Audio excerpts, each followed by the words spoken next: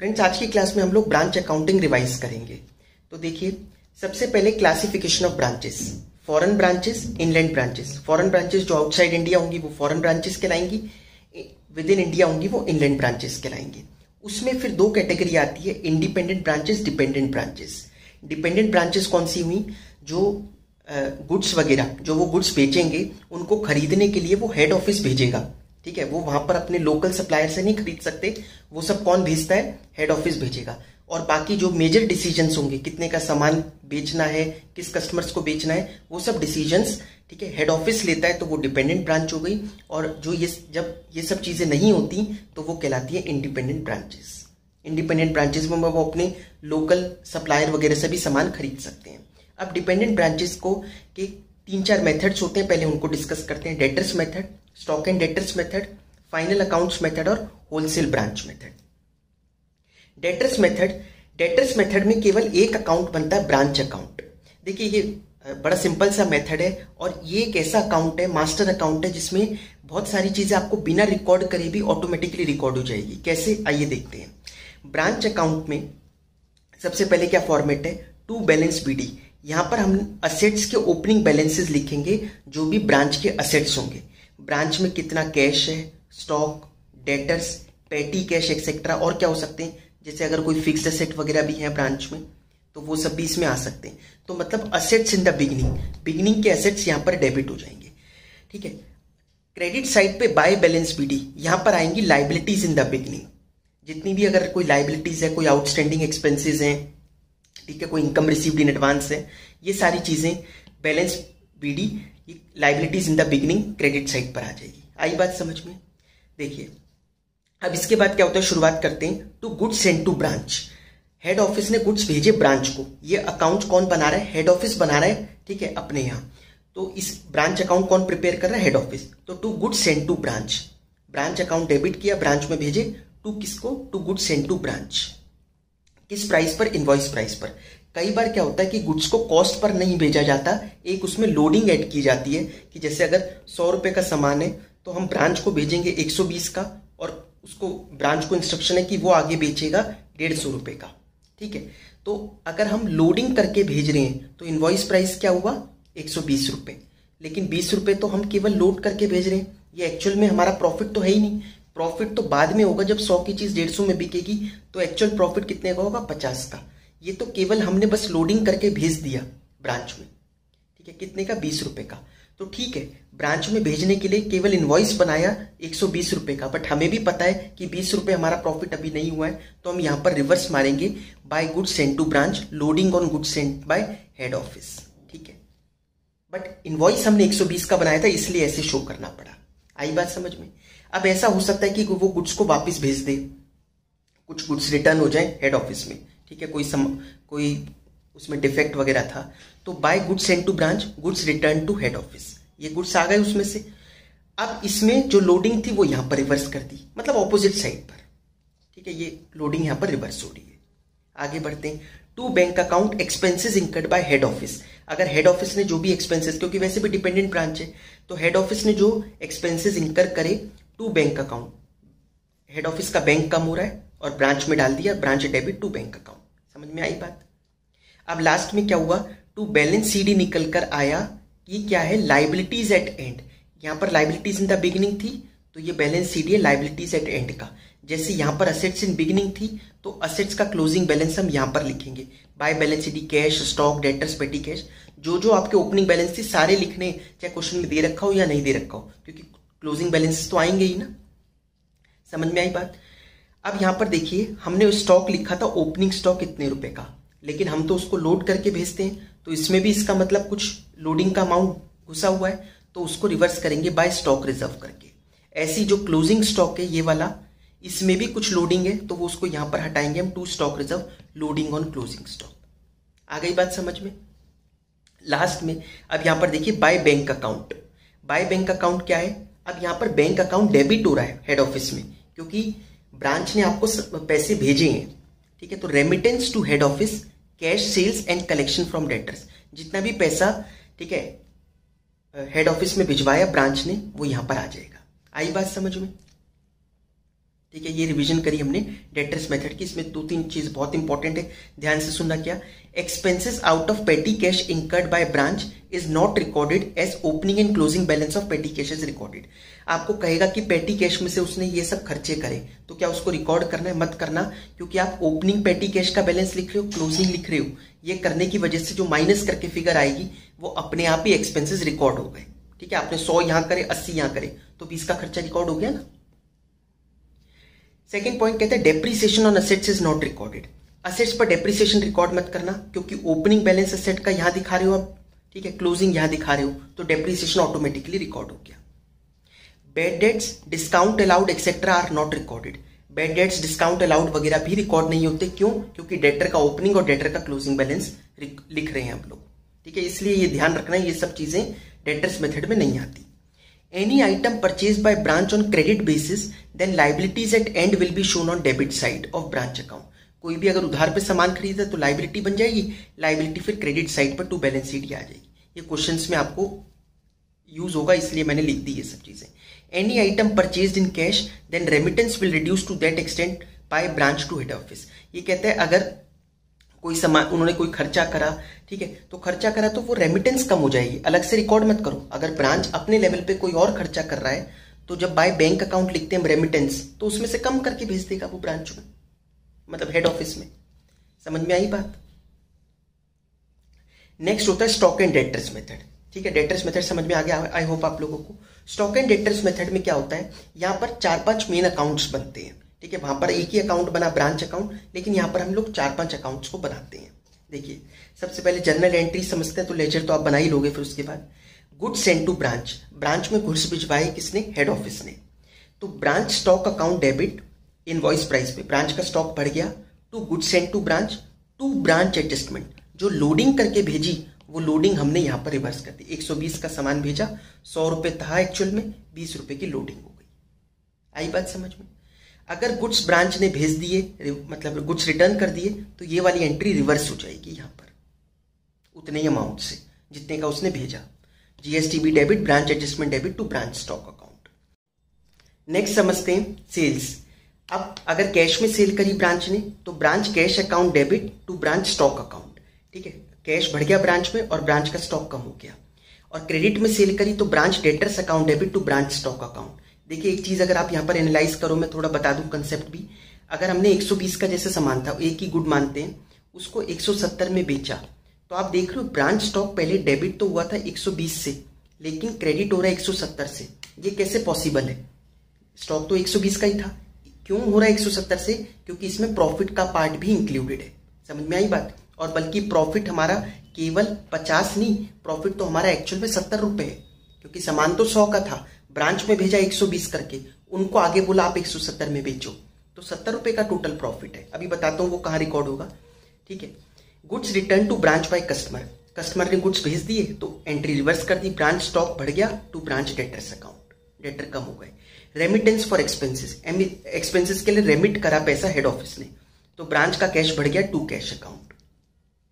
Assets provided to branch, branch को assets provide करी तो ब्रांच का असेट बढ़ गया, branch asset debit to cash या creditor account. Cash receive from debtors, debtor से कैश रिसीव हुआ तो branch cash account debit to branch debtors account, branch का कैश बढ़ गया to branch debtors. Discount allowed bad debts etcetera, तो ये branch के खर्चे हैं, branch expenses account debit to branch debtors account. ठीक है, डेटर्स कम हो जाते हैं ना बैड डेट और डिस्काउंट अलाउड वगैरह से। आपको याद है डेटर्स मेथड में ये रिकॉर्ड नहीं करते हम।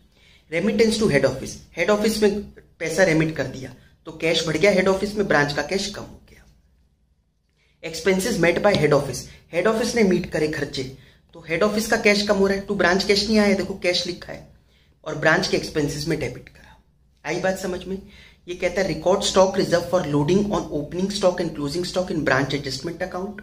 ठीक है, वो जैसे डेटर्स मेथड में था कि लोडिंग होती थी, वैसे यहां पर जो लोडिंग होगी ओपनिंग और क्लोजिंग स्टॉक में, उसका स्टॉक रिजर्व कहां जाएगा? ब्रांच एडजस्टमेंट अकाउंट में। अब ये देखिए बैलेंसेस कहां कहां ट्रांसफर होंगे। ब्रांच स्टॉक का बैलेंस ट्रांसफर करोगे लास्ट में बैलेंस सीडी ब्रांच एडजस्टमेंट में, ब्रांच एडजस्टमेंट का ट्रांसफर करोगे आप ब्रांच P&L में। आप इन दोनों को समझो, लास्ट में जो ब्रांच P&L में जा रहा होगा ये टोटल ग्रॉस प्रॉफिट होगा। क्यों? क्योंकि भाई ये जो ब्रांच स्टॉक में आया ये तो वो प्रॉफिट आया 170 माइनस 120, ठीक है। 50 रुपए वाला प्रॉफिट आपका ब्रांच स्टॉक में निकल के आ गया, उसको भेजा ब्रांच एडजस्टमेंट में। ब्रांच एडजस्टमेंट में 120 और 100 वाला जो 20 रुपए का प्रॉफिट था वो वहां दिखाई दे रहा है, ठीक है। तो 20 रुपए का प्रॉफिट यहां, तो टोटल मिला के 70 रुपए कहां ट्रांसफर कर दिए, ब्रांच P&L में। आई बात समझ में। और ब्रांच P&L का हेड ऑफिस में मतलब जनरल P&L में ट्रांसफर कर देंगे, ब्रांच के खर्चों को ब्रांच P&L में डाल देंगे, ठीक है। पहले मतलब ये डालेंगे, उसके बाद लास्ट में ये होगा branch P&L to head office. आ गई बात समझ में। ये था हमारा स्टॉक एंड डेटर्स मेथड। अब final accounts method normal method होता है, जैसे आप फाइनल अकाउंट्स बनाते हो वैसे ही बनाने। तो prepare branch trading and P&L account in general way on cost basis not invoice price. ये लोडिंग वाले पे नहीं बनता, ये कॉस्ट बेसिस पर बनता है। एक होलसेल ब्रांचेस भी होती हैं, ठीक है। जो होलसेल ब्रांच होगी देखते हैं उसको कैसे करना है। The goods are transferred at a wholesale price from head office to branch that is more than cost and less than selling price, ठीक है। वो लोडिंग करके भेजा जाता है। In this case head office shows profit on wholesale price only, that is invoice price minus cost, and branch shows profit on retail price, that is selling price minus invoice price. इसमें दोनों अपना अपना profit दिखाते हैं, ठीक है। Branch दिखाता है उसको कितने पे मिला और कितने पे बेचा, हेड ऑफिस दिखाता है कितने का कॉस्ट थी और कितने पे उसने ब्रांच को भेजा। होलसेल ब्रांच में ऐसे चलता है, ठीक है। जो इंडिपेंडेंट ब्रांचेस होती हैं, ठीक है, जो डिपेंडेंट नहीं होती अपने हेड ऑफिस पर डिसीजंस वगैरह लेने के लिए, गुड्स खरीदने के लिए, ठीक है, तो उसमें क्या एंट्रीज होगी वो डिस्कस करते हैं जनरल। अब इंडिपेंडेंट है तो वो अपनी बुक्स भी खुद मेंटेन करेगी, हेड ऑफिस की बुक्स, ब्रांच की बुक्स दोनों चलाते हैं साथ साथ। Goods send to branch, branch में गुड्स भेजे तो ब्रांच डेबिट करा, ठीक है, टू गुड्स। देखिए एक चीज तो कॉमन है, ठीक है, आपको ये पता होना चाहिए डेबिट क्रेडिट के रूल्स। पैसा जा रहा है तो टू कैश, ऊपर ब्रांच लिख दो। ऐसी ब्रांच वाले क्या करेंगे, जो चीज हमें पता है रूल के हिसाब से डेबिट होगी, जैसे असेट आया तो असेट डेबिट, टू किसने भेजा, टू हेड ऑफिस। ब्रांच ने हेड ऑफिस पे सामान पैसे भिजवाए तो ब्रांच का कैश कम हो रहा है, टू कैश, ऊपर क्या, हेड ऑफिस डेबिट। तो जो रिमेनिंग बचता है वो हेड ऑफिस या ब्रांच, ठीक है, डिपेंड करता है सिचुएशन पर। जैसे गुड्स रिटर्न बाय ब्रांच, अच्छा यहां पर पहले ही करते branch debit to goods Saint.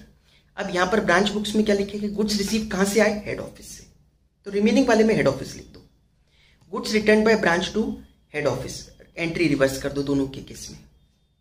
Branch expenses paid by branch, branch के खर्चे ब्रांच नहीं पे करे तो हेड ऑफिस क्यों रिकॉर्ड करेगा, इंडिपेंडेंट ब्रांच है उसने कोई रिकॉर्ड नहीं करी, ये क्या करेगा, normal entry expense to cash, head office का कहीं इन्वॉल्वमेंट ही नहीं है इसमें। Branch expenses paid by head office, head office ने पे करे ब्रांच के एक्सपेंसेस, हेड ऑफिस ने पे करे तो टू कैश तो हेड ऑफिस में होगा, लेकिन खर्चे हैं किसके, एक्सपेंसेस डेबिट होंगे ब्रांच में, टू हेड ऑफिस, और यहां पर ये ब्रांच डेबिट कर देगा। आई बात समझ में। सेल्स बाय ब्रांच, ब्रांच ने सेल्स करी तो यहां तो ये कोई एंट्री पास नहीं करेगा, लेकिन cash debit to sales account normal entry pass कर देंगे। Collection of debtors by head office, head office ने डेटर्स का पैसा कलेक्ट किया तो पैसा कहां पहुंच गया, हेड ऑफिस, तो कैश डेबिट हेड ऑफिस में हो रहा है to branch account. Head office debit to debtors, वैसे तो कैश टू डेटर होती है ना डेटर से पैसा मिलने की, तो वही तो करी, कैश डेबिट टू डेटर, बस यहां पर इसने ब्रांच लिख दिया, यहां पर इसने हेड ऑफिस लिख दिया, क्योंकि दोनों की अलग अलग बुक्स है। Asset purchase by branch, branch ने असेट परचेज करा तो asset debit to cash account. Asset purchase by branch but asset account maintained at head office, कई बार क्या होता है असेट का कंट्रोल हेड ऑफिस में रहता है, तो ब्रांच के असेट है तो ब्रांच असेट डेबिट, लेकिन पैसे तो इसने दिए टू कैश, ये टू ब्रांच लेगा, ये हेड ऑफिस डेबिट करेगा। आई बात समझ में। इंटर ब्रांच ट्रांजेक्शंस, अब इंटर ब्रांच ट्रांजेक्शंस को समझते हैं थोड़ा। The inter branch transactions are adjusted through head office, ठीक है, वो हेड ऑफिस को बीच में रखकर एंट्री पास करते हैं। Kolkata branch incurred an expense of 1000 on account of Delhi branch, Delhi branch के अकाउंट, ठीक है, के बिहाफ पर 1000 रुपए का खर्चा कलकत्ता ब्रांच ने किया, पर ये पता है कलकत्ता ब्रांच के यहां से पैसा जा रहा है टू कैश, तो कलकत्ता ब्रांच में होगा। खर्चा किसका है, ये है दिल्ली ब्रांच का, तो दिल्ली में एक्सपेंस डेबिट करा, एक्सपेंस डेबिट दिल्ली में हो रहा है, यहां पर टू कैश हो रहा है, ये भी हेड ऑफिस, ये हेड ऑफिस डेबिट कर देगा, ये हेड ऑफिस को क्रेडिट कर देगा, क्योंकि दो आपस में ब्रांचेस हेड ऑफिस के थ्रू ही एंट्री पास करती है। रूट किसके थ्रू करते हैं, हेड ऑफिस के थ्रू। अब हेड ऑफिस की बुक्स में क्या आएगा, किससे पैसा लेना है, दिल्ली वाले से, तो डेटर तो दिल्ली वाला हो गया, किसको पैसे देने हैं, क्योंकि कलकत्ता वालों ने बेचारों ने खर्चा किया तो कोलकाता को देने, तो दिल्ली डेबिट टू कोलकाता। आई बात समझ में। Incorporation of branch books in head office, ठीक है, ब्रांच की बुक्स जब हेड ऑफिस में हम इनकॉर्पोरेट कर रहे होते हैं तो क्या क्या ध्यान रखना है? Before preparing final accounts the books of head office and branch must be reconciled. Therefore, entries for items in transit must be recorded at the receiver end if question does not specifically ask to record in any of the books. अगर चीज रस्ते में है, पैसा उसने भिजवा दिया, अभी तक दूसरे वाले को नहीं मिला, गुड्स उसने भिजवा दिए बट दूसरे वाले को नहीं मिले, तो अगर रस्ते में है तो जो रिसीवर एंड है जिसको मिलने वाली है चीज वो उसकी एंट्री पास कर लेगा. ठीक है, वरना या तो क्वेश्चन खुद बताए तो बात और है, वरना ऐसी हो. एग्जाम्पल 1 देखिए, cash sent by branch to head office 2000 is in transit. ठीक है, ब्रांच ने हेड ऑफिस में पैसे भिजवाए 2000 रुपए, अभी रस्ते में है. हेड ऑफिस की बुक्स में क्योंकि रिसीवर एंड हेड ऑफिस हो गया तो cash in transit account debit to branch, branch से आ रहे.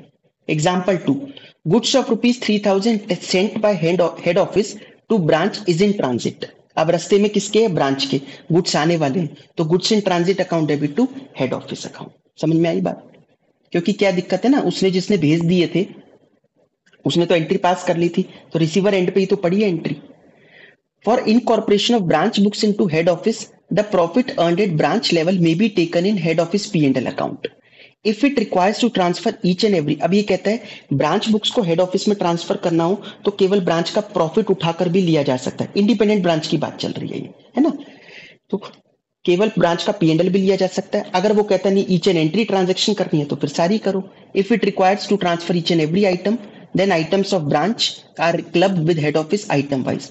For transferring assets and liabilities, जैसे क्या होगा असेट्स के केस में head office debit to assets, और लाइबिलिटीज जब ट्रांसफर करेगा branch, liabilities debit to head office. ठीक है. If head office does not provide information of cost value of goods sent to branch, that is, in case of incomplete information to the branch, it will transfer the income and expense items to head office to compute profit. जब head office ये ना बताए branch को कि कितने के खर्चे हैं, कितनी इनकम है, एक्चुअल प्राइसेस ना पता हो ब्रांच को, तो ब्रांच कहेगा ये खर्चे और इनकम भी आप पकड़ो, प्रॉफिट आप ही निकाल लो.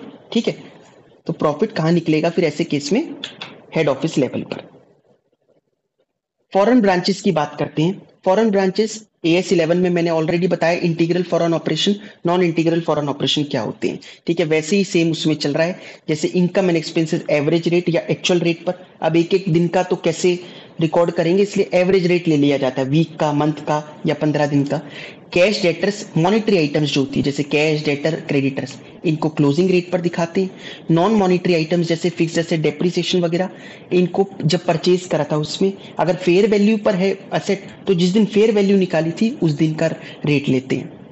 Items appearing in both books need not be converted and taken as same amount in the new currency. ये कहता है कि जैसे हेड ऑफिस में भी कोई चीज दिख रही है एक्चुअल प्राइस पर कि हेड ऑफिस ने इतने रुपए के गुड्स भिजवाए और उसने लिख रखा है अपने डॉलर में, तो हम डॉलर को कन्वर्ट करने का दिमाग क्यों लगाए? हेड ऑफिस ने तो वो वैल्यू लिख कर दे ही रखी है ना एग्जैक्ट, तो वही वैल्यू ले लेंगे हम.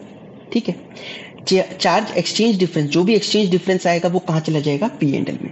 लेकिन नॉन इंटीग्रल फॉरेन ऑपरेशन में क्या होता है, इनकम और एक्सपेंस को एवरेज रेट पे दिखाते हैं, वो तो उसमें भी दिखाते हैं, लेकिन यहाँ पे सारी बैलेंस शीट आइटम को क्लोजिंग रेट पे दिखाते हैं, वेदर मॉनिटरी और नॉन मॉनिटरी. ठीक है. Charge the exchange difference in, exchange difference को कहां दिखाया जाता है? Foreign currency translation reserve account में, where it is accumulated until the disposal of net investments in non integral foreign operation. आई बात समझ में? तो ये हमने रिवाइज कर लिया ब्रांच अकाउंटिंग, बाकी नेक्स्ट क्लास में.